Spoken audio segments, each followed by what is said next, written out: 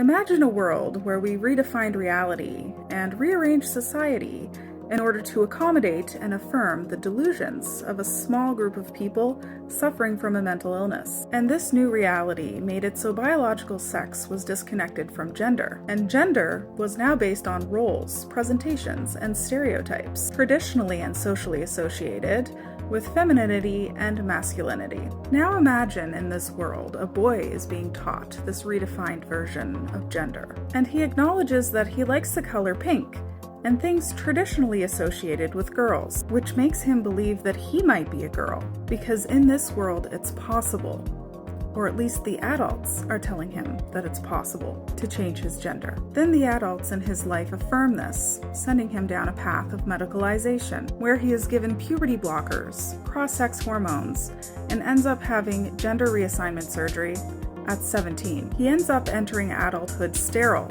mutilated, and with an open wound, for which he has to dilate daily, otherwise it will close over and cause infections. Unfortunately, due to the puberty blockers, he will never be able to achieve an orgasm in his lifetime, and it will be hard for him to form intimate relationships. And all of this happened before his prefrontal cortex was fully developed, which is the part of the brain responsible for reasoning, future planning, and decision making. Imagine that world. Oh right, you don't have to imagine that world, because that is happening in our world today. Now, how about we imagine a different world where there's a little girl. She likes boy clothes, loves to play in the dirt, and wants to cut her hair short.